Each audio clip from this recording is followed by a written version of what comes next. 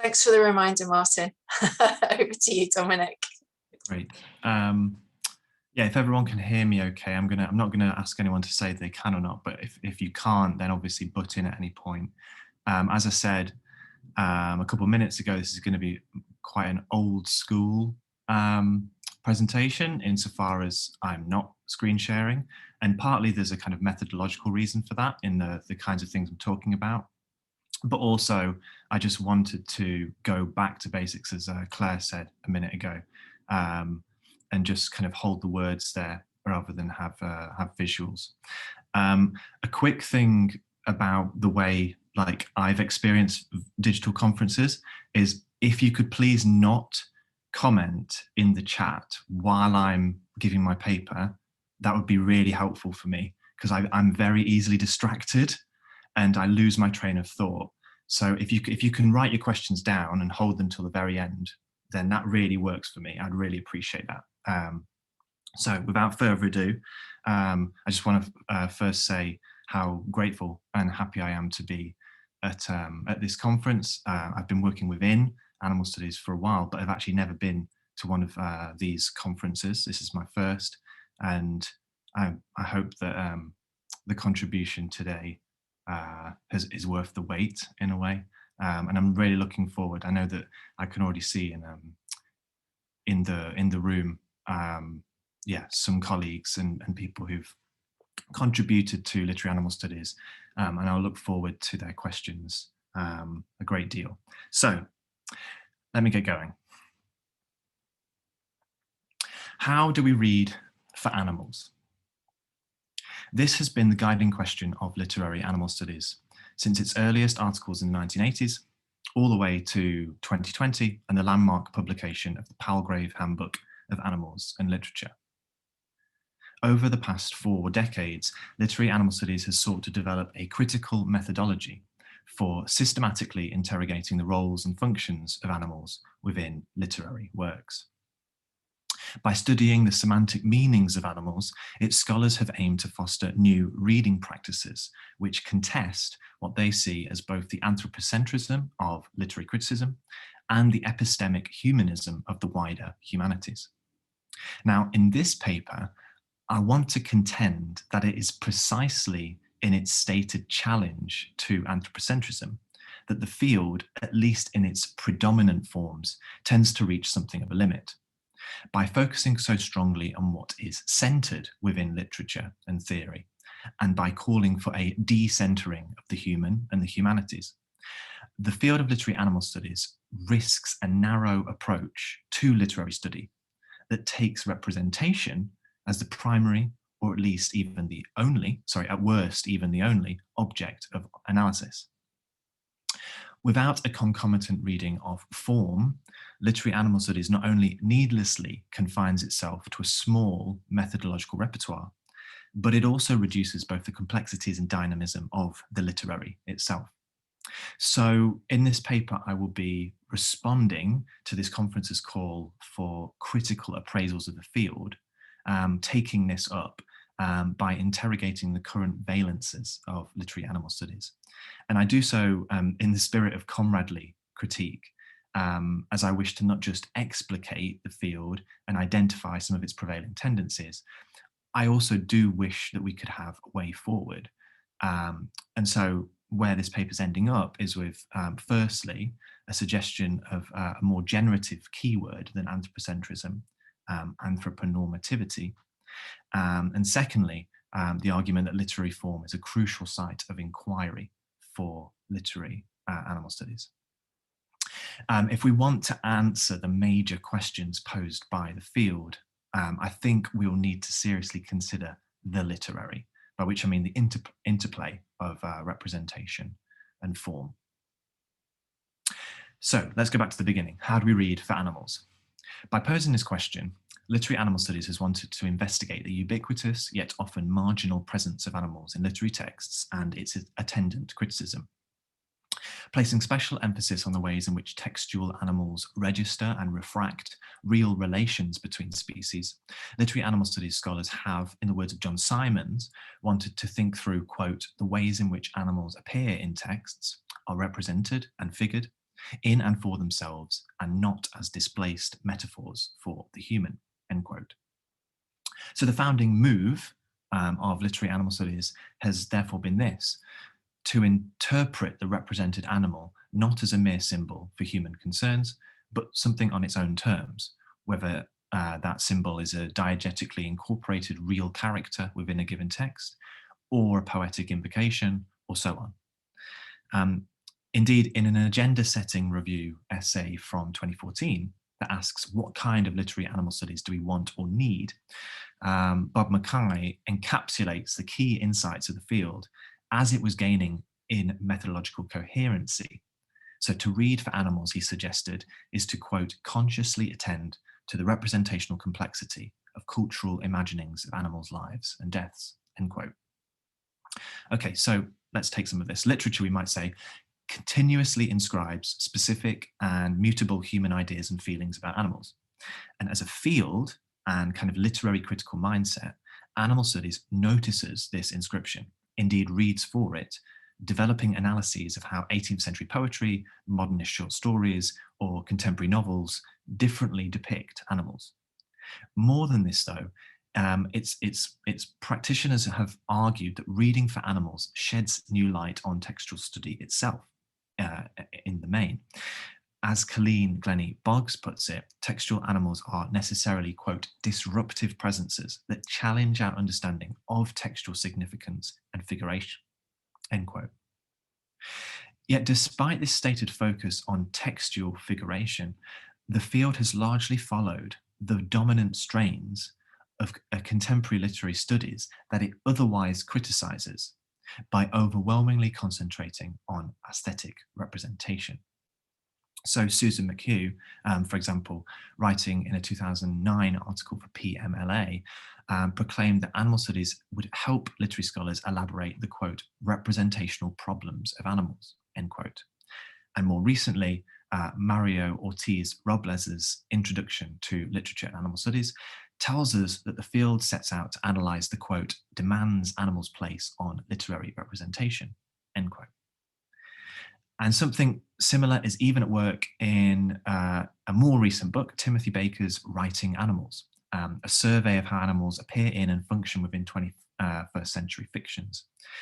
Baker's guiding argument throughout is that literary animals worry away at literature's own inherent humanism, thereby challenging species hierarchies.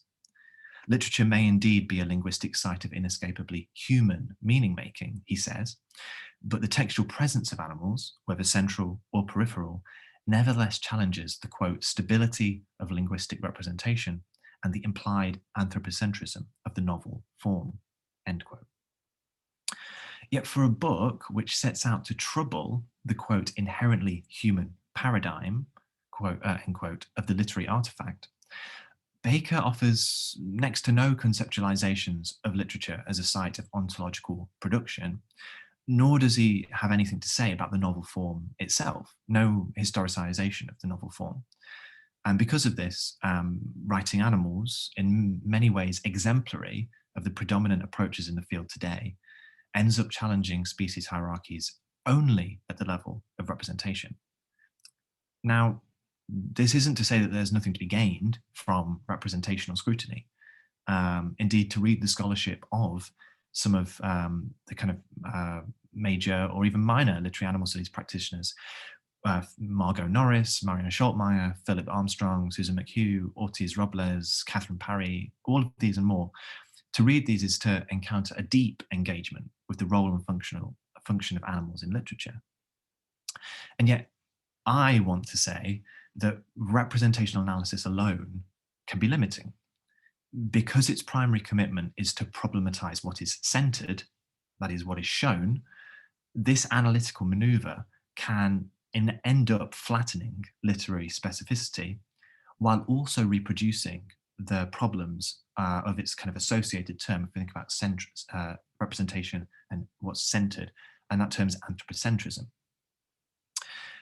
So let me explain this latter thought.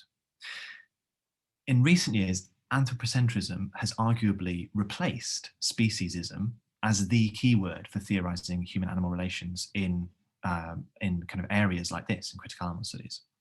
And I note in passing that anthropocentrism as a term outnumbers speciesism in this conference's paper titles and abstracts by a long way. In fact, throughout the last day, I didn't hear speciesism mentioned once. I know the term has huge problems, but I didn't hear it once. So what is anthropocentrism? Well, I think loosely, anthropocentrism can be thought of as a pervasive form of human exceptionalism, right? What Donna Haraway called the fantasy of human exceptionalism. It's a patently false perspective that positions the human at the center of all thought and life. Speciesism, at least in its original definition, was styled as a kind of personal and prejudicial denigration of the animal. Anthropocentrism, on the other hand, has been claimed to be its systemic articulation, right?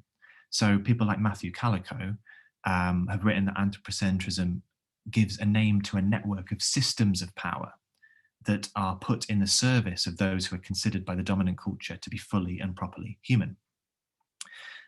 So anthropocentrism's invocation calls attention to how human-animal relations are structured by systems, legal, economic, and so on, that are built for particular humans, i.e. put humans at the center, hence centrism. Yet, even under this definition, I think anthropocentrism feels inadequate. This is because enduring forms of human domination are not simply centered, but rather produced and reproduced as a norm. In other words, the term anthropocentrism lacks the kind of systemic focus that its exponents think it captures when they say it. So I think people are kind of saying anthropocentrism, but they're not really meaning anthropocentrism. The term has, of course, already received forceful criticisms for its ahistorical and idealist fixation on attitudes and individual behaviors, as well as its flattening of human difference into a kind of generalized species level vantage point that might overlook crucial inequalities within human communities. But it is the kind of spatial logic of anthropocentrism that worries me, implying as it does that human-animal relations, as we know it, might be transformed for the better if the human is simply decentered and or if the animal is centered. This falls into the trap of a kind of extensionism that assumes that existing moral considerations and legal protections should or could be extended outwards towards non-humans. Calls to decenter the human and center the non-human risk being absorbed with what Carey Wolf called the pragmatic pursuits of a liberal humanism, which is constrained, if not entirely contradicted, by its own imperfect compatibility with a contemporary capitalism that produces the hierarchizing of human and non-human life, things like commodification, etc. So let's go back to literary animal studies. Its focus on representation is, in a sense, a methodological expression or symptom of this prevailing attention to anthropocentrism. That is to say, the problem of what is centered. Literary animal studies, I think for it to develop as a field, I would like to suggest that an analysis of anthropocentrism must be undergirded by something more foundational. And this is what I'll call anthroponormativity, a term which I first encountered through Tom Tyler when we were working on a Parallax special issue called Animal Borderlands. But I've since, really stayed with that term and have tried to think about it in relation to literature. So what's the upshot or the advantages of this? Well, by shifting the discussion away from spatiality and representation of who or what is centered towards more systemic questions, anthroponormativity would sharpen animal studies interrogation of species hierarchies. It would ask what produces this centering in the first place, when and how, under what conditions, and to what ends. So the analytical benefit of this term is that it would capture more clearly how dominant norms, anthroponormativity, dominant norms codify a particular idea of the sovereign human subject. It would focus our attention on how capitalist modernity structures our world, giving us more of a solid base for analysing real conditions between species at particular historical conjunctures. So, the upshot of a term like anthroponormativity is that it trains our attention on literature's formal meaning making, its historical and geographical contingency, and how all of this interacts with a given text's representational content. It allows us to think of literature in a more complicated way, I think, not just as a discourse that centres the human at the level of representation, but one that foundationally in its very articulation produces, sustains, and troubles the norms of human-animal relations. So let me say that again, produces, sustains, and troubles the norms of human-animal relations. So looked at this way, literary forms become productively recast as aesthetic registrations of the social experience of human-animal relations. So as an aesthetic registration of the social experience of human-animal relations, literature is an articulation of, quote unquote, humanity, of what it means to be human. Thus, to repurpose a concept from the Italian philosopher Giorgio Agamben, literature can be thought of as an anthropological machine, a device for producing the recognition of the human. If this is our starting point, then we could begin to ask how certain works and forms of literature are complicit with and sustain the modern anthropological machine. We could inquire into how different forms discursively inscribe human exceptionalism against those other beings who are not determined to be sufficiently human, whether animal or human as such. And this gives us a new way of approaching the study of narrative form and ideology. So in her development of a feminist narratology, Susan Lancer once put it that literature is at once a means of communicating ideology, an ideological construct itself, and a means of resisting ideology. There are fictions then that function as anthropological machines, producing the human they pretend only to describe, participating actively in the socio-cultural partitioning of the species boundary.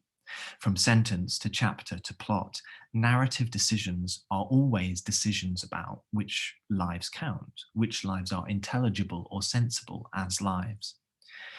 Yet, of course, enclosed in this idea, you will have already gathered, I'm sure, is its deconstruction, right? So Stuart Hall once wrote that any answer to the much debated question of whether the novel is a bourgeois form can only be historically provisional. When, which novels, for whom, under what conditions, Hall said.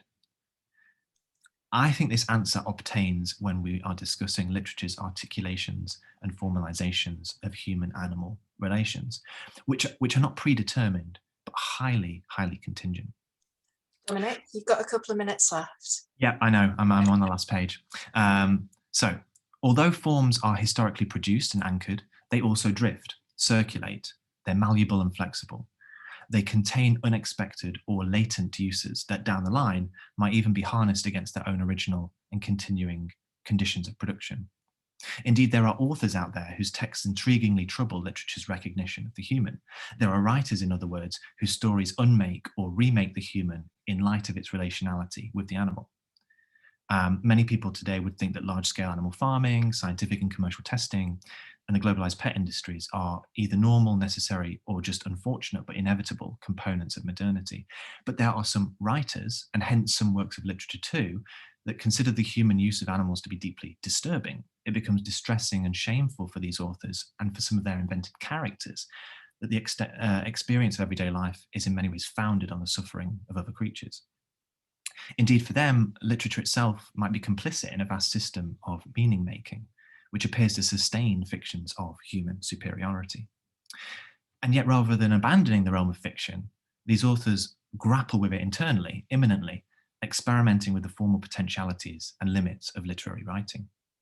So there is therefore more work to be done in literary animal studies to investigate how the ideological production of species difference functions within the parameters of different literary forms.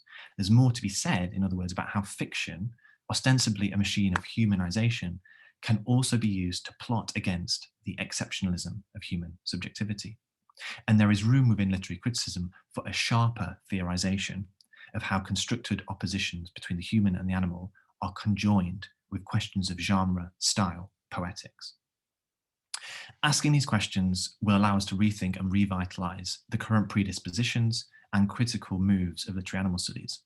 It will generate new perspectives on the anthroponormative tendencies of literature itself, and thereby articulate a stronger post-humanist challenge to dominant practices of literary criticism.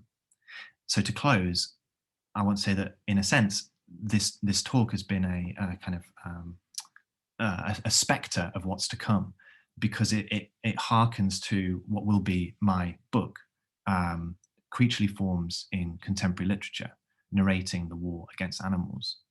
The book will set out to build this more formalist case for literary animal studies, scrutinizing how literature consolidates and remakes the arena of political subjectivity. And in short, I want to say that we should push for a renewed understanding of the relationship between politics and aesthetics in light of our obligation to other creatures. And I think that literary animal studies can go there if it wishes, but it will require a more adventurous, a more daring, a more systemic mode of thinking. Thank you. Thank you, Dominic. Fascinating paper. I'm sure that's going to generate many questions.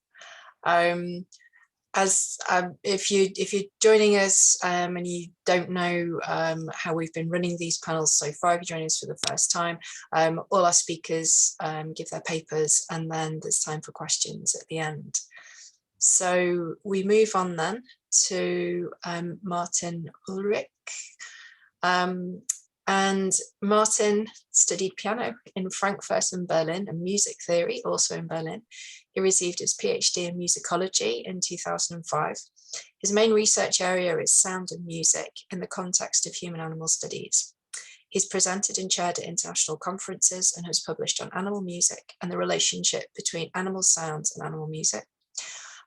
Martin has been professor for music theory at Berlin University of the Arts in Germany from 2005 and president of Nuremberg University of Music, Germany from 2009. Since 2017, he's worked as professor for interdisciplinary musicology and human animal studies at Nuremberg University of Music. And the title of his paper today is A Critical Review of Music for Animals. Welcome, Martin. If you'd like to share your screen, over to you. Yes, thank you, Claire, for the kind introduction. Oh, wait a minute, maybe I'll share with tone, because I'll have just one sound example towards the end of my presentation. Okay, here we go. Hello to all. It's wonderful to be part of this fascinating conference, and many thanks to all the organizers. Today I am presenting a critical review of scientific studies on human music for non-human animals, which have been published since 2010.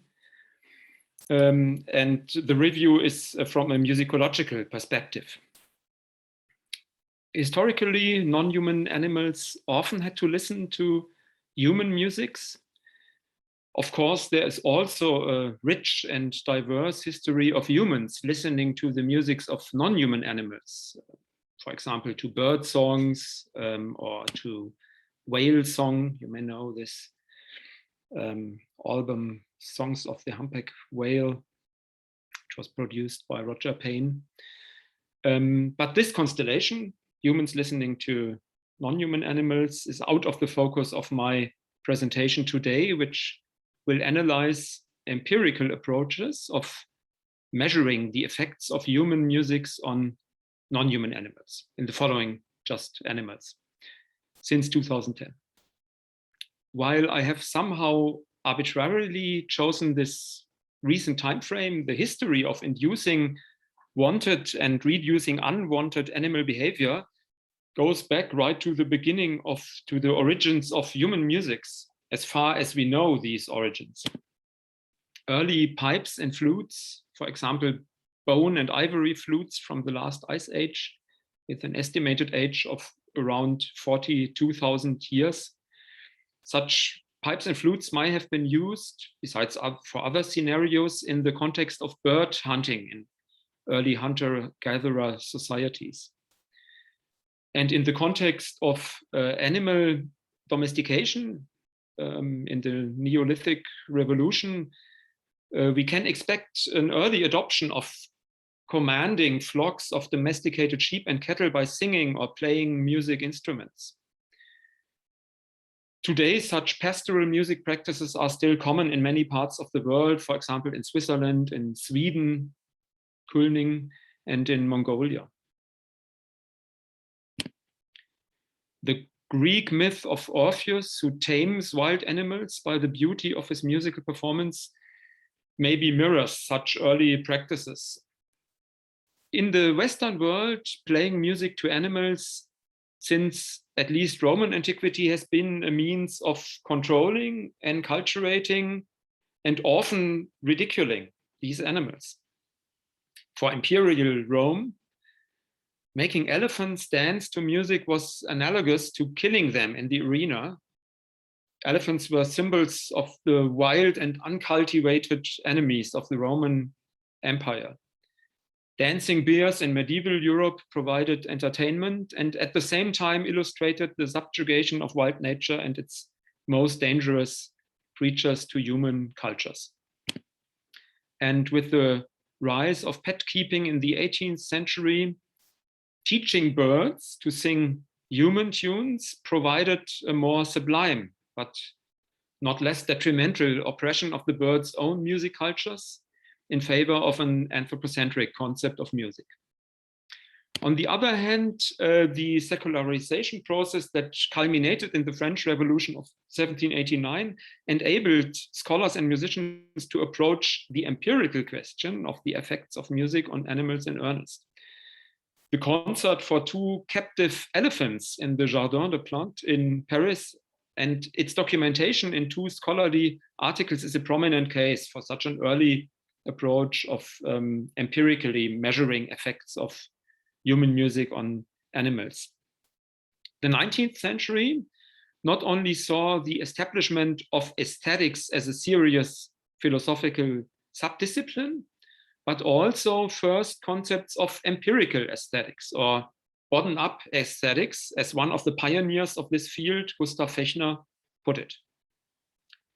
Nevertheless, as modern thought with its strong tendency to Cartesian dualism tended to separate humans from other animals, culture from nature, and musicology as a part of the humanities from empirical research in the sciences, a curious disciplinary schism developed.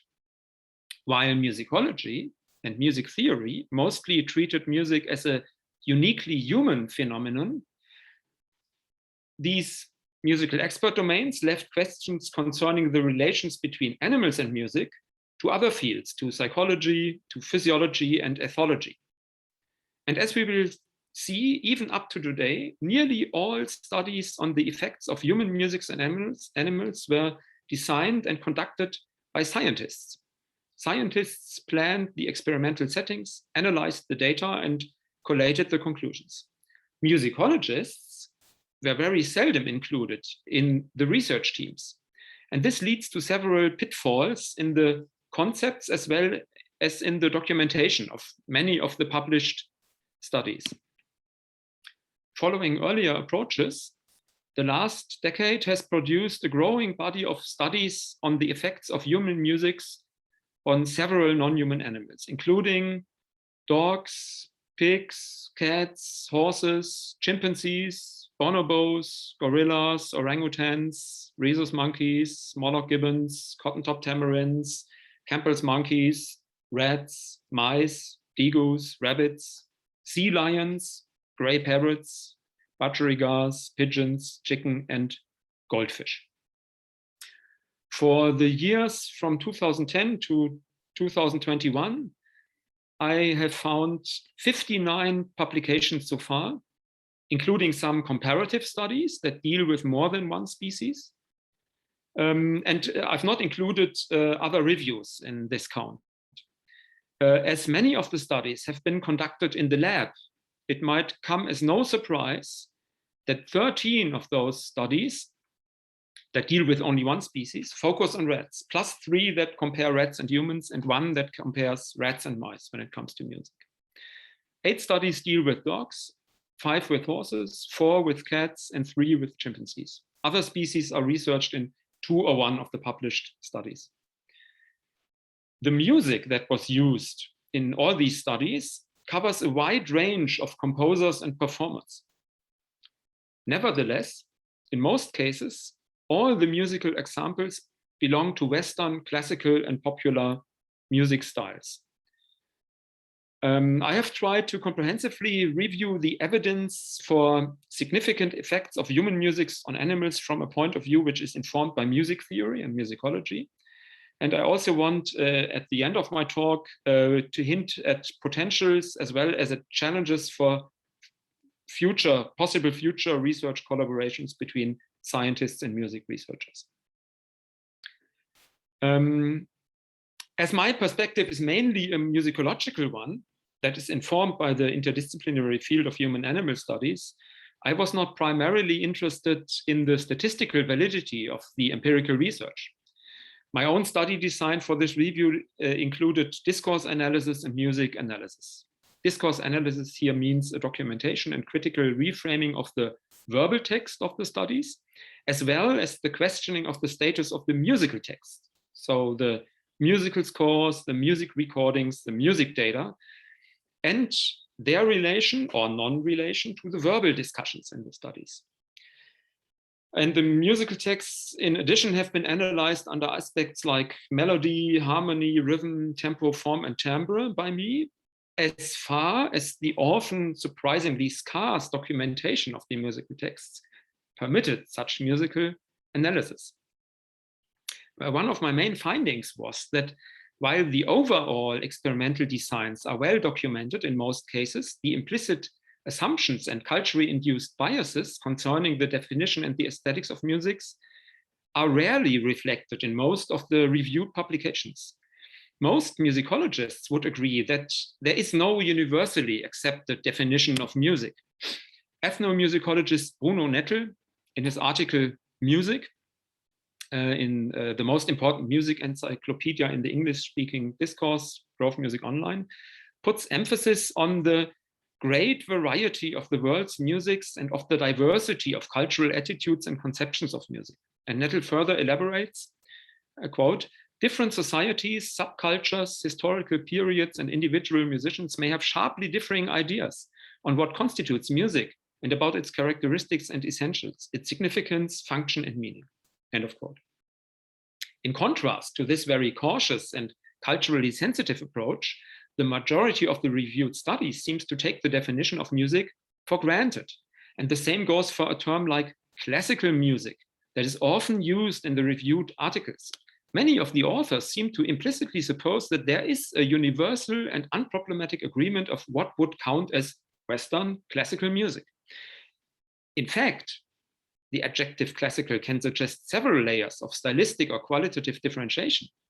Classical can allude to the Viennese classicism of Joseph Haydn and Wolfgang Amadeus Mozart, or to a broader canon of excellent composers from the Western art music tradition, or to Western music from the late medieval and early modern time until the avant-garde experiments of contemporary composers and performers. So the implied meaning of classical music would have to be reconstructed from the used pieces of music. However, data on the musical details, style, composition, sound recording medium, volume, length of time is surprisingly often imprecise or missing. A recent example is Diniz et al. From 2021, Classical Music and Environmental Enrichment Enhanced Spatial Memory and Learning and Increased Mouse Innate Tendency to Avoid Open Spaces. While the authors mention in their abstract that mice were exposed to random classical music, they state in the article, and I quote, diverse musical pieces of various classical music composers, including Bach, Chopin, Dmitri Shostakovich, Edvard Grieg, Igor Stravinsky, Joseph Haydn, Ludwig van Beethoven, Mozart, Tchaikovsky, and Vivaldi were reproduced. End of quote. Here, the concept of classical music seems to cover Western art music from the late 17th century until the second half of the 20th century, encompassing tonality from the Baroque era, as well as avant-garde compositions around 1950. And if we consider that Igor Stravinsky's compositions alone cover a stylistic range from neo-Baroque and neoclassicist idioms to 12-tone compositions that were inspired by Arnold Schönberg's pupil Anton Weber, some of the problems with such a broad application of the term classical becomes obvious. From the point of view of music research, a further problem arises from the term classical songs the authors use. Song, in most of the cases, implies vocal music with or without instrumental accompaniment. As many of the most popular pieces of the aforementioned composers are, in fact, instrumental without any vocals, this probably is just the colloquial application of song to instrumental pieces that we sometimes encounter in non-formal conversations. But in the context of academic music research, it is probably, as not one title of the compositions is given, misleading. However, some of the reviewed studies give even less information. Risolo et al. In long-term music exposure prevents age-related cognitive deficits in rats independently of hippocampal neurogenesis, also from this year, just mention, and I quote, the M group was exposed to a playlist containing 400 tracks of randomly played instrumental sounds without vocals, classical music, end of quote. Here we have at least clarity about the absence of vocal music, but are left without information on the pieces, their composers and performers. And in addition, the use of the term sound is quite unusual, as it normally hints at short sound samples, not the structured and maybe long pieces of music. Another pattern that emerges from quite a few of the reviewed publications is the focus on music by Mozart, Wolfgang Amadeus Mozart, especially his piano music.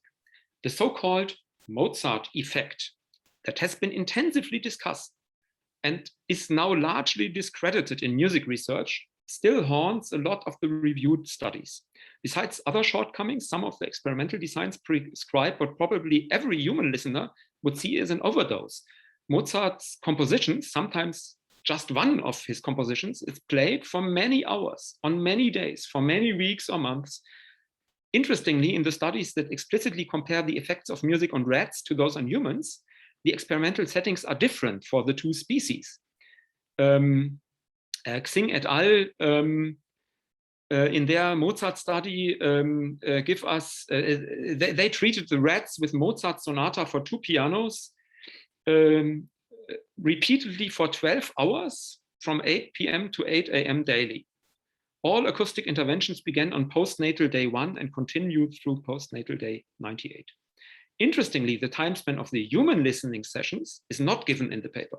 Supposedly, the 60 undergraduate students would have dropped out if they had been exposed to Mozart sonata for 12 hours on 98 days. The aesthetic value of certain pieces of music styles and musical cultures is in many of the reviewed cases treated as a given, ignoring findings from ethnomusicological and zoomusicological research on the diversity of human and non-human music cultures like birdsong or whale song. This leads to the impression that there is an urgent need for a critical assessment of Eurocentrism and anthropocentrism in the field of empirical aesthetics in music. The idea that we separate musical actors, the musicians who are active, from listeners who are more passive and reactive is a very Eurocentric concept in itself. So the animals are constructed in those studies as listeners in a Western modern mode, which is quite alien to most of human music cultures too.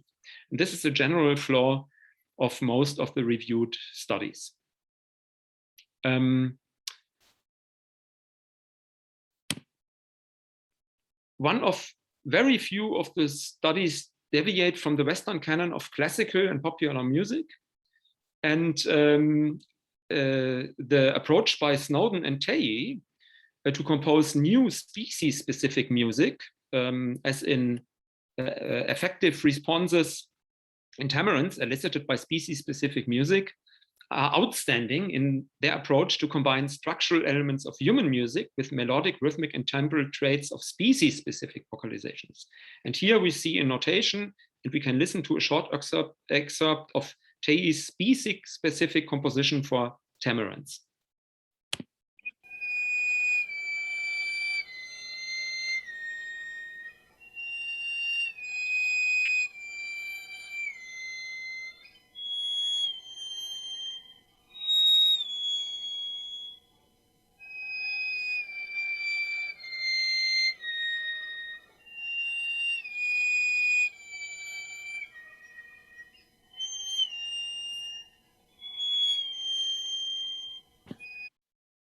one of the very few examples that not just uses pre-produced music, but tries to present new species-specific material to the animals.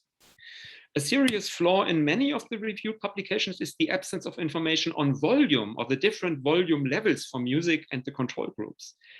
For example, Chen et al. 2019, in their study on juvenile rats, openly state the first music group was exposed to Mozart's piano sonata, again, with a sound intensity of 65 to 75 dB. The second control group was placed in a similar room without music, ambient noise, 55 dB. Here we have to be aware that the logarithmic scale of dB doubles the volume with every 10 dB step. Albright et al. In their 2017 study, effect of environmental noise and music on dexmedetomidine-induced sedation in dogs, state that in a crossover design post-DM injection, dogs were immediately subjected to recorded human voices at either 55 to 60 decibel or 80 to 85 decibel, classical music at 45 to 50 decibel, or background noise of 40 to 55 decibel. So no comparable volume levels at all. Martin, you have 2 minutes. Yes, thank you. I'm coming to my conclusions. The empirical evidence that is presented in the majority of the reviewed studies suggests that human music can have significant effects on non-human animals. At the same time, the discourse on such effects has to be contextualized with findings of music history and the cultural history of human-animal interactions. Future studies would benefit from more interdisciplinary collaborations between scientists and music researchers, while at the same time, such collaborations will bring challenges of finding common grounds when it comes to ethical and aesthetical questions. The routine killing of the animal subjects in many of the reviewed cases would not be acceptable for an interdisciplinary music research that is ethically informed by human-animal studies. Also, the focus on captive animals, mostly in the lab, sometimes in zoos, kennels, shelters, and stables, must seem problematic for a zoomusicology that is interested in the cultures and aesthetics of free animals like songbirds and whales. Interestingly, I have not found one paper that venture to measure the effects of music on animals in the fields. In my eyes, there lies a huge potential for future research on the receptivity of animals to music, and at the same time, for an ethically and aesthetically sound approach to such research. Thank you, and looking forward to the discussion. Marvelous. Thank you so much, Martin. Absolutely fascinating. We are going to move on now to our third paper. And just a moment. And our third speaker today is Raj Lakshmi Kanjal, who is a PhD student. Sorry. And a PhD candidate who holds a Masters in Fine Arts in Animation and Content Management. Her research looks at animal rights messages communicated in animated feature films, and she's interested in media representations of non-human animals. And the title of the paper today is Animation, Animal Rights and Social Change, Initiating Conversations on Why Animals Matter. Good afternoon, everyone. Am I audible, and is the presentation visible?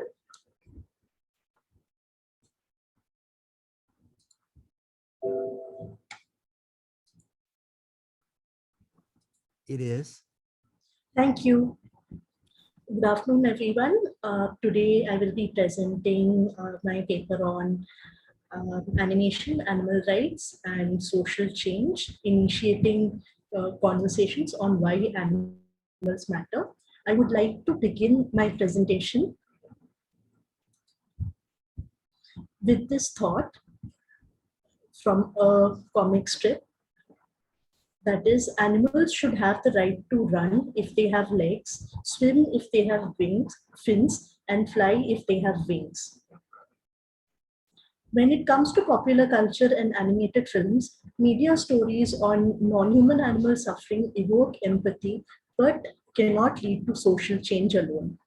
People often avoid watching documentaries on animal welfare and animal rights issues since they feel that it is a way in which they can shield themselves from viewing graphic images of animal suffering. Audiences, however, are more open-minded while watching fiction, since they do not expect to see disturbing images.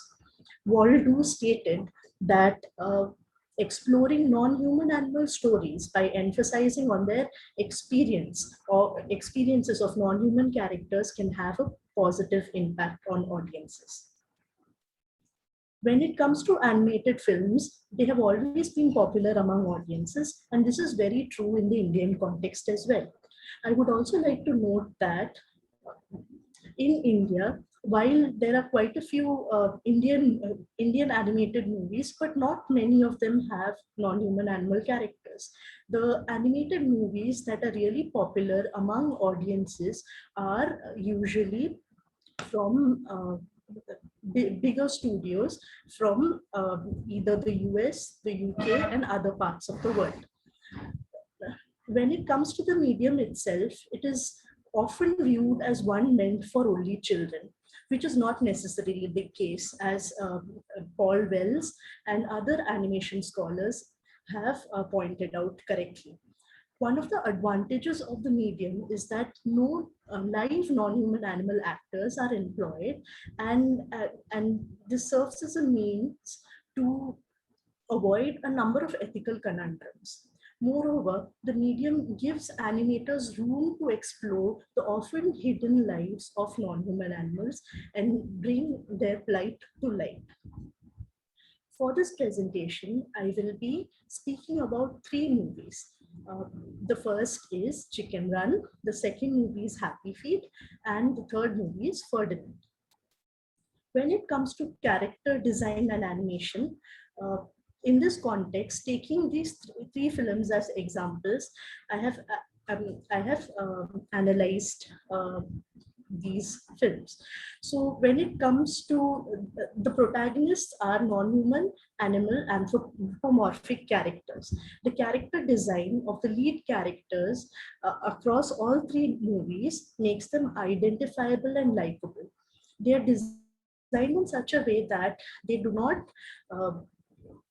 completely resemble non-human animals, but in many cases they are a hybrid, as pointed out by Bliss in her thesis. Bliss also emphasizes that anthropomorphism helps concentrate on the content, acting as a social commentary rather than focusing on realism.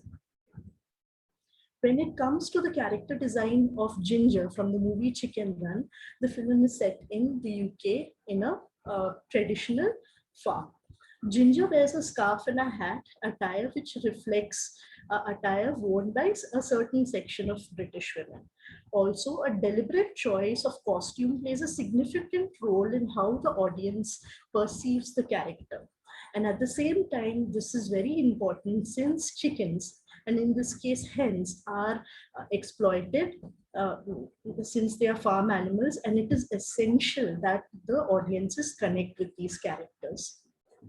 When it comes to Mumble from the movie Happy Feet, the movie is set in Antarctica, and Mumble later on is in Australia in an aquarium. When it comes to Mumble's character design, the deliberate choice has been made to make Mumble look and act differently when compared to the other characters. At the same time, this is very important because it helps identify, helps the audience identify with the character and empathize with him as well. Also, when we come to the movie Ferdinand, which is set in Spain, Ferdinand is shown as a strong bull, and special emphasis is given to his movements. There was a specific reference of a bull, which we usually use, that is a bull in a china shop, was actually depicted in the movie. But through his movements, he was quite gentle, and he did not and he was very gentle, and he did not break anything in the china shop. And when it comes to his posture, as it can be seen in the image given here, his wide expressive eyes, his ears, and the hair between his forehead communicates his gentle and timid nature, despite his formidable size. Another thing which I would like to highlight is that The reason why I have selected, there's only one female character when compared to the other movies.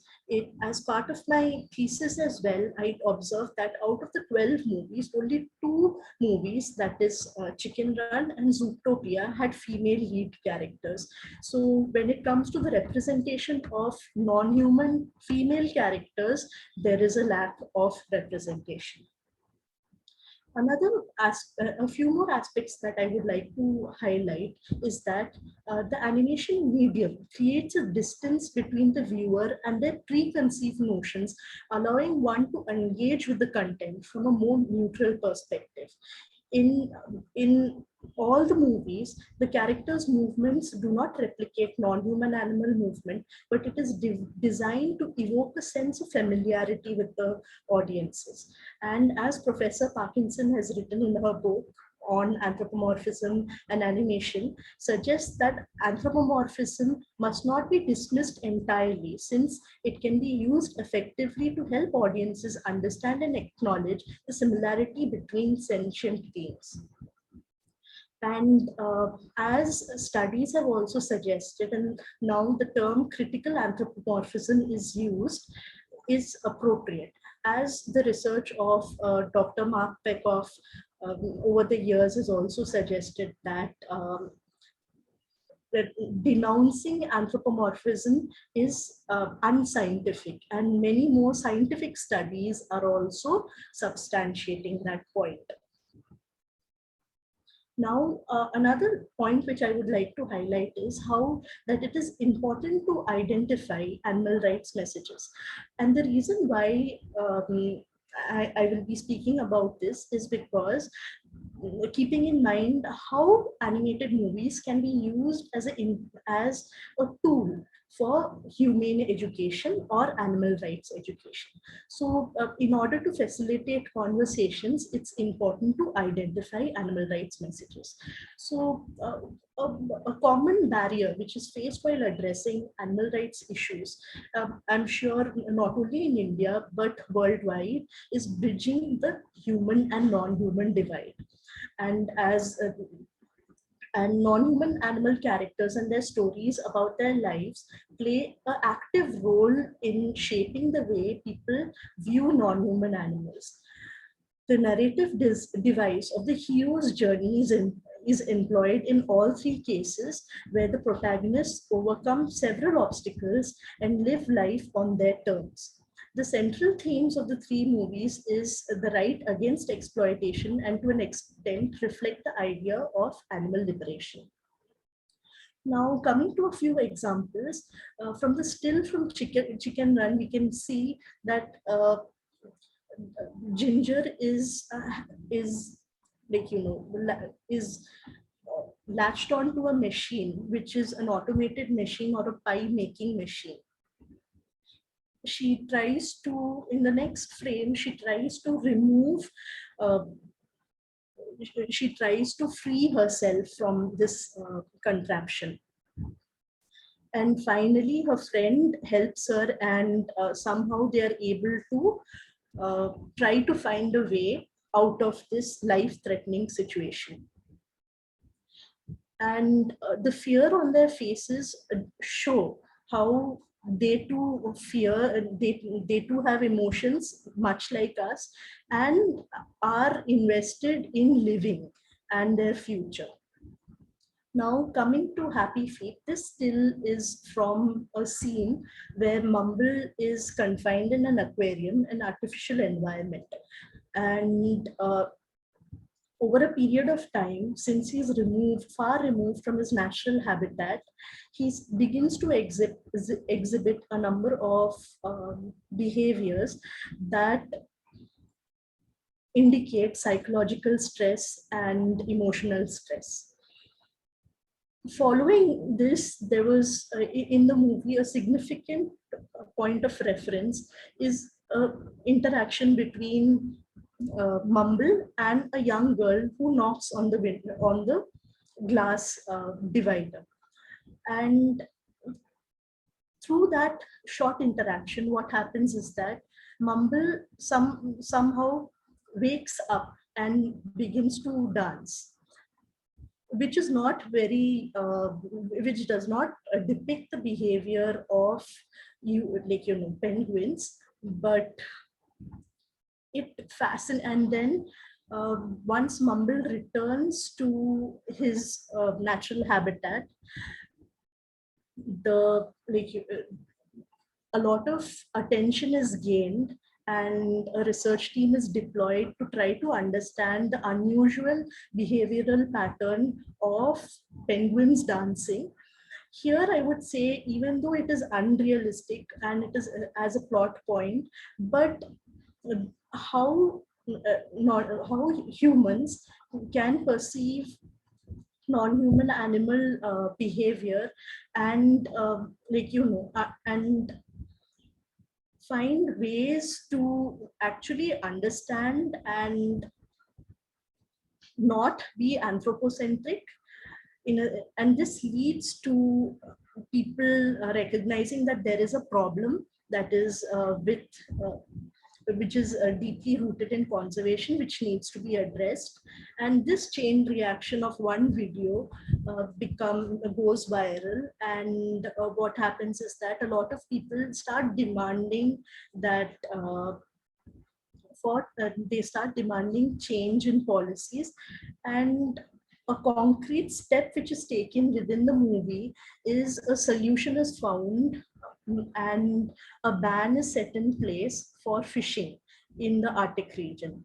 And this is again a recognition of the fact that the environmental problems that are contributed by humans, and at the same time taking steps in addressing them.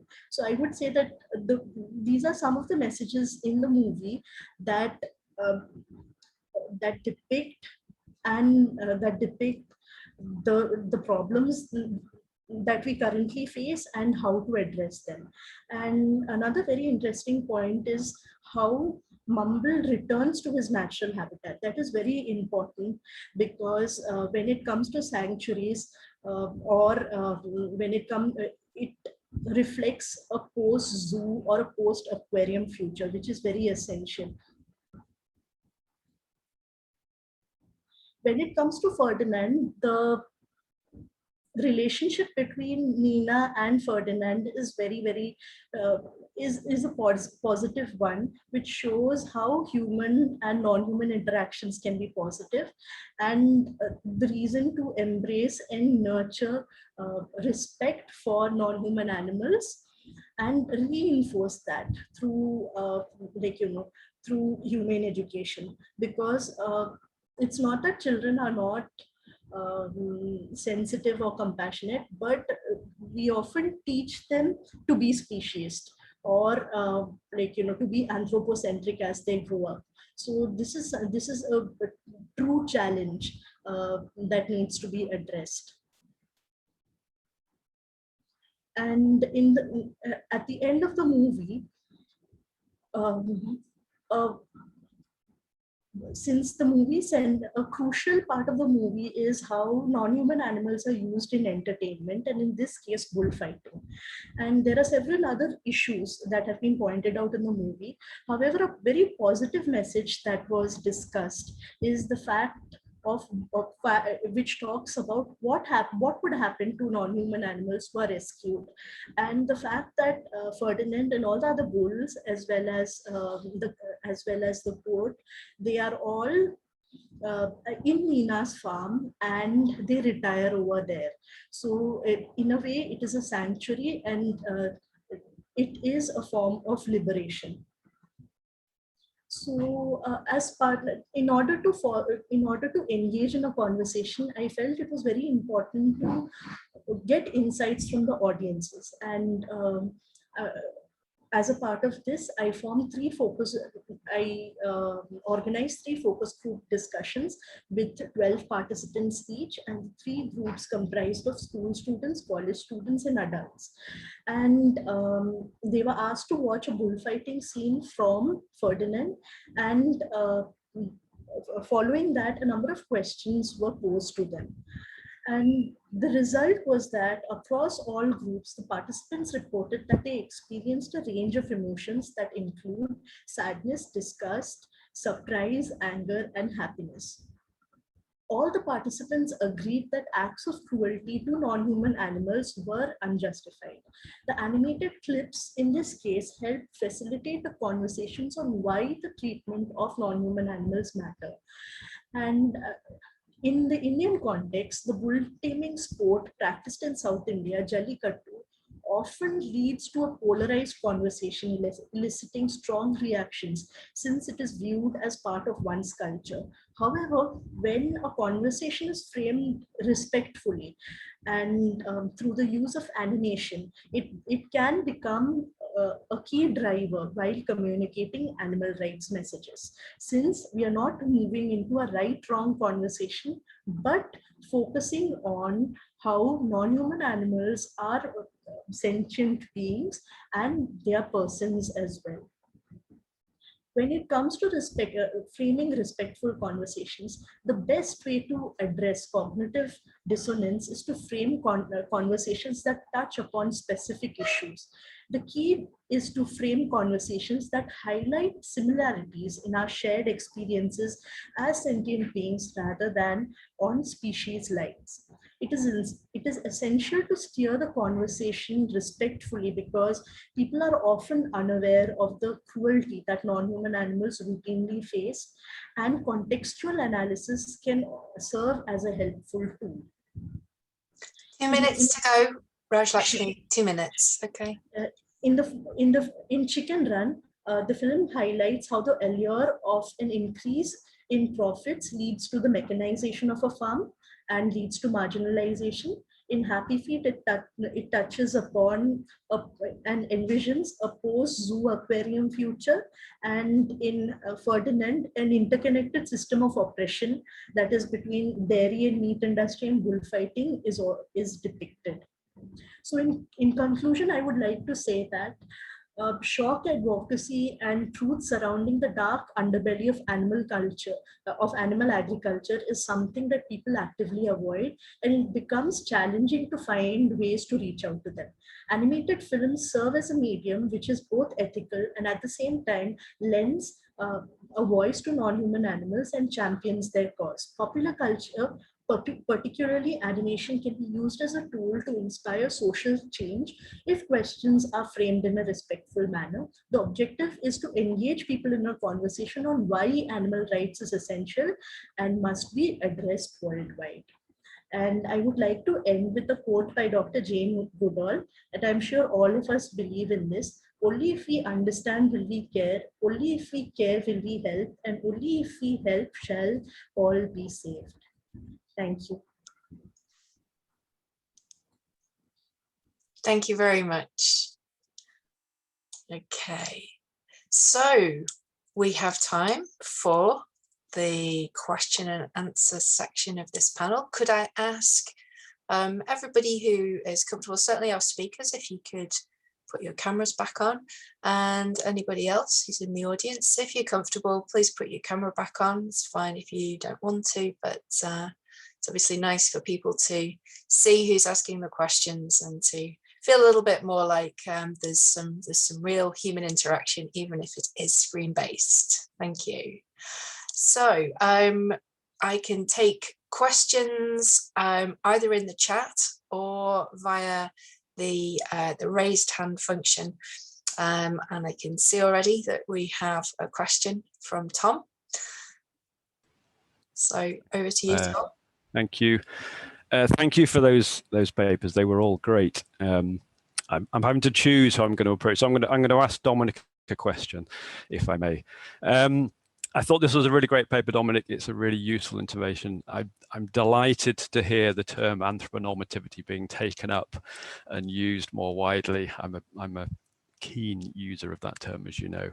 I wanted to press you a bit. You tantalized us with your paper, I think. You set out some really interesting ideas, and you said at the end that you were I can't remember how you put it, something about a spectre, the spectre of your book hanging over the paper. So I wanted to push you a little bit and get you to unpack what you mean by this. So you suggest that the focus on anthroponormativity will help us to think about questions of literary form, but I wasn't quite sure exactly how that's going to work. So I know this is a big question and you're writing an entire book on it, but can you maybe give us an example of the sort of thing you're thinking of there? How anthroponormativity would be a more useful way of approaching some aspect of literary form rather than, for instance, anthropocentrism? A nice easy question to start you off. Thanks, Tom. Yeah, let me take a second with that, because it does require some careful elaboration, which I tried to give a little in the paper, but you're right that yeah, the paper has to go a certain way and then times out, and hence yeah, it tantalizes rather than explains. Okay, well, the point I'm trying to make is that, of course, you know, let's start with anthropocentrism, right? Of course, fictional works or works of poetry center certain things and hence don't center other things. It's just what they do. They can only be about certain things. They have to exclude everything to focus on the one thing they focus on, a given poem, a given novel, a given whatever. And so just asking whether animals are centered or whether the anthropos is centered doesn't necessarily get us to the right places of answer. Because, for example, right, one of the books that I look at in my own book, which is J.M. Coetzee's The Lives of Animals, right, a book which has been perhaps the paradigmatic text of literary animal studies, or at least Elizabeth Costello, its follow-up novel is a book which has almost no animals in it, like next to no animals in it. So under the logic of the term anthropocentrism, it is anthropocentric insofar as it centers the human. It doesn't center animals in any way. Of course, conceptually, in terms of its argumentation, in terms of things like that, it gets more complicated.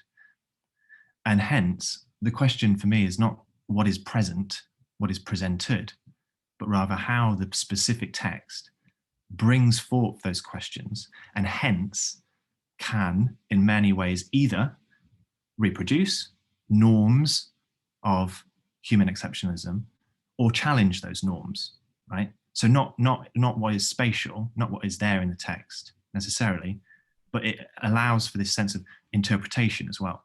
So you as the reader, it's trying to get a sense of, you know, your own autonomy as the reader. You know, you can see things in the text that aren't centered. So trying to get away from that question. So, and I think that the grounding it in norms is useful also because it does tie up with the other discourses that in fact a lot of the times we want to communicate with and overlap with. The critique of heteronormativity, for example, is one such. So that's one of the key reasons why it's there. So just finally, literary forms, well, forms I think can reproduce norms. Forms can reproduce norms, but they also don't have to. People can take the novel form, right? They can take stream of consciousness narration, perhaps, you know, anything that is the thing which centers the human, but they can do different things with it. And it might still center the human, but you can do different things with it, which end up actually challenging the norm of human exceptionalism.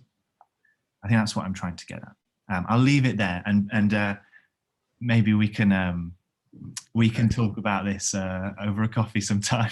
Sure.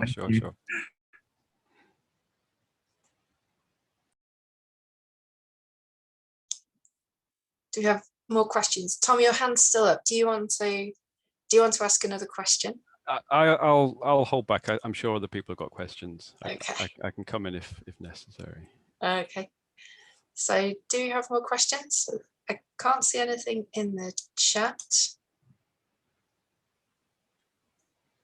Bob, yes, I can see a hand. Bob, over to you for a question.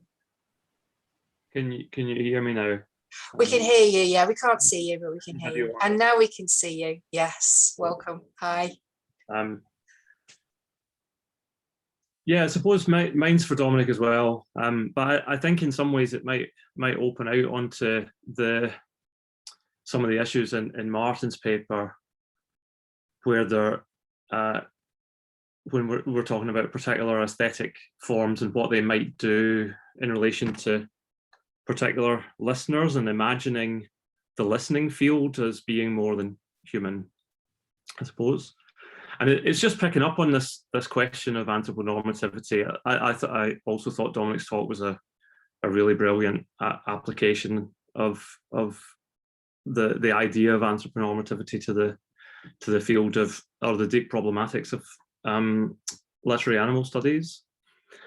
I guess the worry I have with it as a methodology is that it sort of feels like we're still dragged by gravity into the orbit of the human, that we're reading texts and thinking about them in terms of, whereas in a conventional way people might say, well, literature teaches you what it means to be human. And here what we're doing is thinking proactively about showing how literature goes about teaching you to be human, and really showing you that it's desperate to make you be human. But we're still thinking about humans all the time. And I'm wondering if, just picking up on Dominic's last point in his answer to Tom about the connections across to, say, heteronormativity, where I think the idea kind of emerges. Might it not be an even greater challenge to try and imagine what reading a text is when we're not human anymore? The whole point of anthroponormativity is to reveal to us the constructedness of our nature as humans. So what would be a counter-anthroponorm reading of a text? How do we read queering our humanity, I suppose? Are there reading practices that might resist the humanness of the reader? That's something that's the question, really.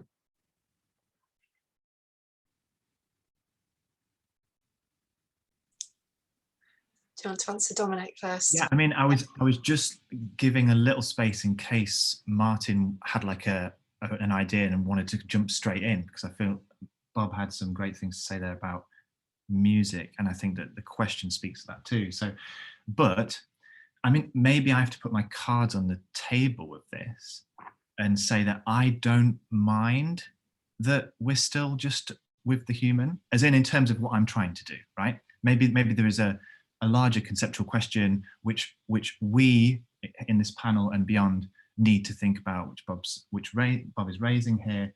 But at least for what I'm trying to do, I don't mind that I'm staying with the human, precisely because I think that literature is for humans. And so even though we want to in a sense queer the human, I still think that we need to just remake the human. I don't think we need to junk it entirely. We need to remake what the human is. If literature does strive so hard, so vociferously to say you are human, it's not let's not be human, it's what kind of human?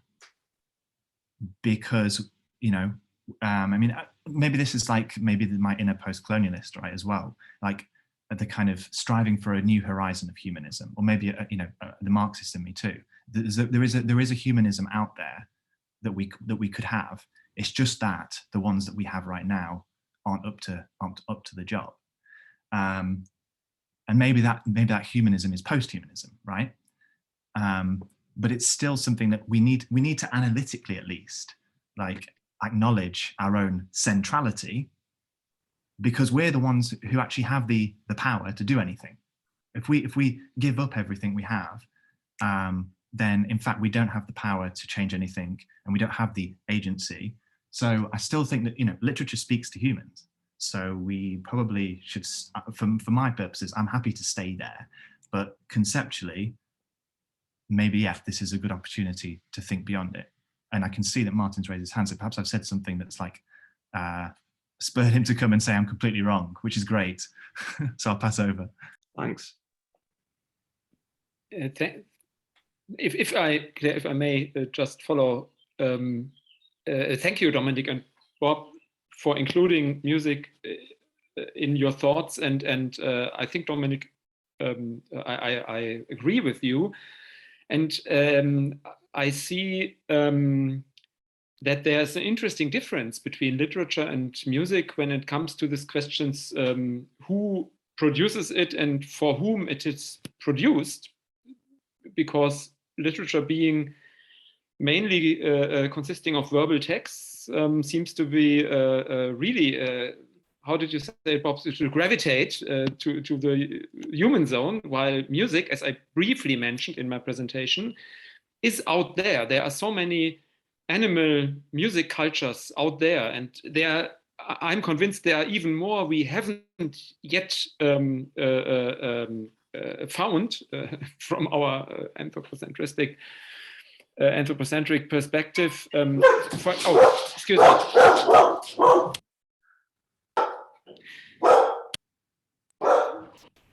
I could, in parentheses, talk about dogs, noise, sound, and music, but I won't approach that right now. Sorry.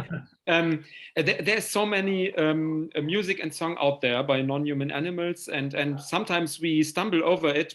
For example, when mice song was discovered like 15 or 16 years ago by chance by a human lab researcher who found that mice sing in a frequency zone about 50,000 hertz, not accessible for our normal hearing, but with electronic means we get it, and it sounds like birdsong actually.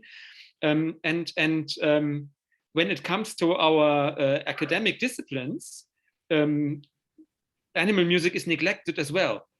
And this was one of my, you could say, hidden points in my presentation today, that it again gravitates to a very reductive idea of a human enterprise.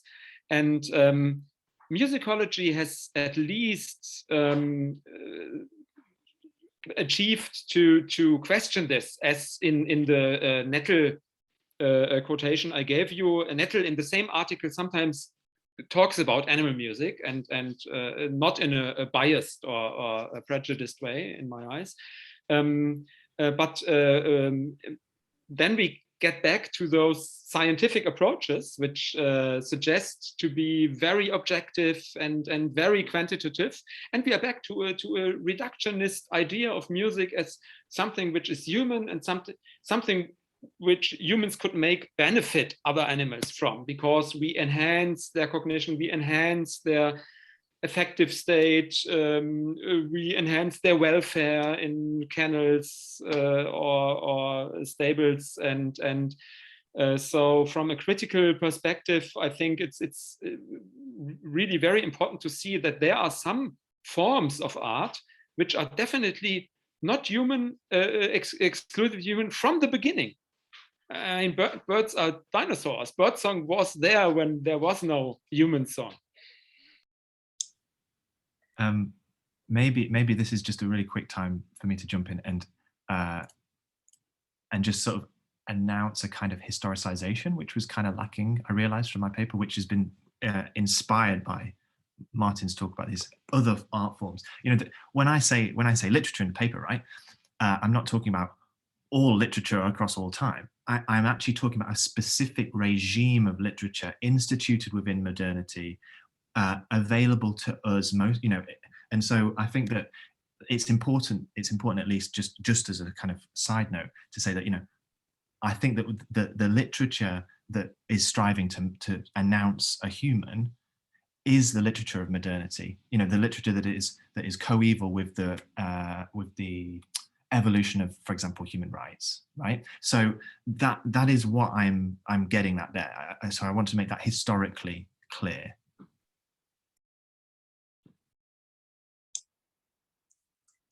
Okay, Bob, did you want to respond at all to any of those responses? I mean, I just thought they're all interesting and fascinating. Martin's answer really got me thinking.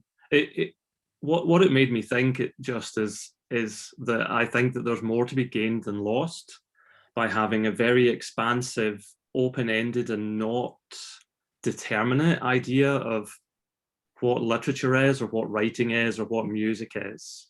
So I think about, I myself wouldn't want to say that literature is for humans or that it is made by humans, because it feels like an anthroponormative statement to say that. Basically, I think instead of there are different forms of writing, different ways of leaving marks, and different ways of creating forms, and there's it feels to me like there's an open field across the kinds of things that get packaged in between, you know, papers and yeah, and things that are happening elsewhere for other audiences that we can't quite imagine yet, made by animals. That's the point I want to make. So I'm not trying to say animals write novels. It's that I don't want to go to the other end of the spectrum and say humans write novels, animals, that humans read novels. It feels to me, I think Dominic's talk really opens up, and Tyler's idea of anthroponormativity really opens up the way that these kinds of statements close down what we can think about art. Okay, thanks, Bob. Are there any other questions that we have for this panel? Don't see anything in the chat.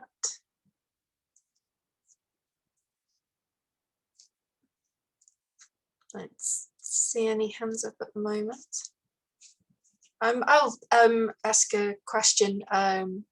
Rajlakshmi, maybe you could tell us a little bit. I was interested when you talked about this idea of the respectful conversation. I'm just wondering, I see in a focus group, I can understand how you can move from the animation to the respectful conversation. I'm just wondering how you envisage that happening in the kind of the wider context. So, you know, people going to the cinema to see the films, and how that respectful conversation that you say is so important, how that could come into being in outside of a focus group situation.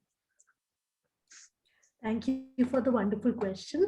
Actually, Humane Society International India has started a farm animal leadership program, and a project that I've taken up through the farm animal leadership program is how we can use animated videos as a pilot study in a humane education module, and to roll it out to schools in addition to the webinars that are already taking place to sensitize school students. So that is one approach, a pilot study to see how, and Humane Society HSI International's recent short animated video on Saving Ralph has done quite well internationally to raise awareness on animal testing.